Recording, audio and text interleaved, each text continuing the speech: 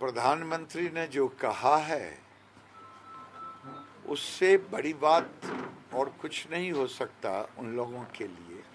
ये लोग तो जिस समय संसद भवन का शिलान्यास रखा जा रहा था उस समय भी विरोध किया था, उस समय दूसरा आरोप लगाया था, तो और अब भी दूसरे आरोप लगा रहे हैं।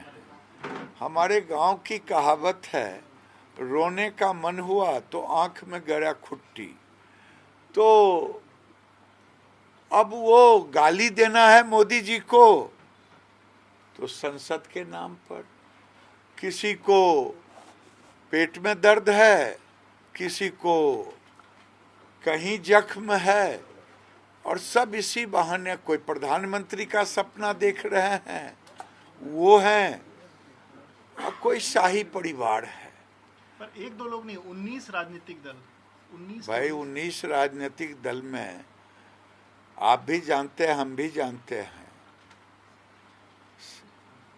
सारे राजनीतिक दलों को मैं जानता हूं। ये राजनीतिक दल 9 साल में मोदी जी के ऊपर गालियां ही तो दे रहे हैं। अब मोदी जी दुनिया में भारत के सम्मान को बढ़ा रहे हैं। अभी अभी 2 देशों 3 देशों से घूम के आए और ऑस्ट्रेलिया की धरती पर जो सम्मान हुआ, लेकिन वहाँ भी कहा कि मेरे मंदिरों का अपमान, मुझे ऑस्ट्रेलिया में अगर अपमान होगा तो मुझे बर्दाश्त नहीं। ये ताकत मोदी जी को, ये सामर्थ्य अगर दिया तो भारत की जनता ने दी, और 2024 में भी गाली देने वाले देते रहे। भारत की जनता फिर मोदी को 400 सीटों तक ले जाए। इंदौर में कुछ लोग पर्चे बांट रहे थे, चिपका रहे थे, जिसमें लिखा था आरएसएस और बजरंग दल के लोग काफिर हैं। हालांकि उनके खिलाफ आरएसएस ने शिकायत दर्ज कराई है, मुकदमा दर्ज हुआ है अज्ञात के खिलाफ। अभी चिंता न करें, अभी अभी कर्नाटक का चुनाव हुआ, लोग कहते थे कि आप हार गए, मैं नहीं हारा, मुझे तो जितना वोट दिया था लोगों ने पिछले वर्ष उतना मिला। जो जीता उसने पाकिस्तान जिंदाबाद का लगाया, और ये देश के ये टुकड़े टुकड़े गैंग, उस पर कोई जुबान नहीं खुला। कांग्रेस पार्टी, कोई नेता उसके खिलाफ नहीं बोला। ये देश भारत के अपमान को, भारत को टुकड़े टुकड़े करने वालों के सामने ये कुछ लोग वोट के खातिर घुटने टेक दिए। संगोल को लेकर के विवाद शुरू हुआ है। संगोल जो वहाँ स्थापित होनी, कल अमित शाह जी ने अपनी प्रेस कॉन्फ्रेंस में कहा कि जो नया संसद भवन बन रहा है वहाँ पे एक संगोल स्थापित किया जाएगा, जो कि अभी इलाहाबाद में था। ये होता था कि पुराने समय पे राजा महाराजा जब अपनी सत्ता हस्तांतरित करते थे तो संगोल स्थापित होता था। अब वहाँ पर संगोल स्थापित होने वाला, और वो हिंदू रीति रिवाज के अनुरूप स्थापित होगा। इसको लेकर के समाजवादी पार्टी के सांसद हैं ST हसन, वो विरोध कर रहे हैं। वो कह रहे हैं कि जो संसद भवन है उसमें किसी एक धर्म की चीज़ ही क्यों रखी जाए, अगर रखना है तो सभी धर्मों से जो चीज़ है वो ली जाए। तब वो पूछिए ना, बाबा साहब अम्बेडकर ने जिस हमारा संविधान बनाया है, उस संविधान पर राम का चिन्ह क्यों दिया है? तब तो वो संविधान को नहीं मानेंगे। बाबा साहब अम्बेडकर का गुण नाम पे वोट लेंगे, लेकिन बाबा साहब अम्बेडकर के उस संविधान को नहीं मानेंगे। उस संविधान जब ये कह रहा है, और क्या मानते हैं, भारत में सनातन के बगैर भारत की पहचान है क्या? अगर भारत के संस्कार और संस्कृति के अनुसार अगर बन रहा है तो इससे बड़ी बात और क्या हो सकता है? आज तक तो सत्ता थी। अगर मोदी जी ने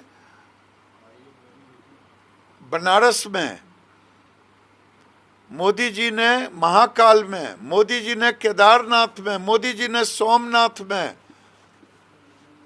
और मोदी जी ने सरदार पटेल को फिर से पुनर्जीवित करने का काम किया, तो ये कौन सा गुनाह है? सर, ज्ञानव्यापी को लेकर के मुस्लिम पक्ष ने अपने आंसर में ये लिखा है कि औरंगजेब इतना आक्रांता नहीं था, उसने कोई मस्जिद नहीं तोड़ी। ज्ञानव्यापी मस्जिद को लेकर के ज्ञान मंदिर नहीं तोड़ी, मंदिर नहीं तोड़ी। भाई अब तो टीपू सुल्तान पूजे जा रहे हैं, औरंगजेब पूजे जा रहे हैं, गजनी को पूजेंगे, बख्तियार खिलजी को पूजेंगे, ये तो बाबर को पूजेंगे, और देश इसे बर्दाश्त करेगा? ये आक्रांता थे, ये लुटेरा थे जो तलवार की नोक पे कन्वर्जन कराया था, हिंदू को मुसलमान बनाया था। आज भारत के जो मुसलमान बोल रहे हैं, जरा ये अपने पूर्वजों को देखें, इनका पूर्वज कौन है? भारत के सभी मुसलमान और हिंदू सब एक ही के संतान है। सर, बरेली के मौलाना है, बरेलवी जी है, उन्होंने कहा हिंदू राष्ट्र तो भारत कभी बन ही नहीं सकता, चाहे जितनी कोशिश कर रही है। कितनी कोशिश कर ले, भारत हिंदू राष्ट्र ही है, क्योंकि यहाँ के संविधान उसी राम को पूजा करता है। और दुर्भाग्य है कि ऐसे ऐसे लोग अगर बंटवारे के समय चले गए होते तो आज फिर से गजवाए हिंद का नारा लगाने वाले और मुस्लिम राष्ट्र की कल्पना करने वाले पीएफआई, जिसको सारे लोग समर्थन देते हैं, ये आज फलते फूलते नहीं।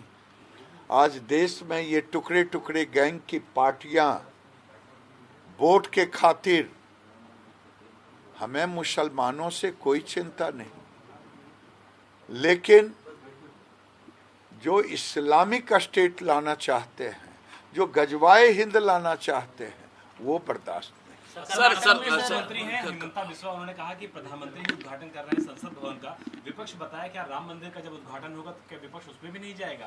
ये बड़ा महत्वपूर्ण सवाल उठाया गया उनकी तरफ से। राम मंदिर का तो जिंदगी भर इन लोगों ने विरोध किया। ये इनको भरोसा है इफ्तार पार्टी में ज्यादा, बशर्ते कि राम मंदिर में। सर, प्रियांक खड़गे कांग्रेस के नेता हैं, कर्नाटक के कांग्रेस अध्यक्ष के बेटे हैं, और उन्होंने कहा है कि आरएसएस को कर्नाटक में बैन करना चाहिए। अरे भाई, वो सबको बैन कर देना, जो क्योंकि जीतने के बाद पाकिस्तान जिंदाबाद नारे लगते हों तो वो तो कुछ भी कर सकते हैं। सरकार जिनके सहारे जीती हो, उसी के लिए तो वो काम करेंगे।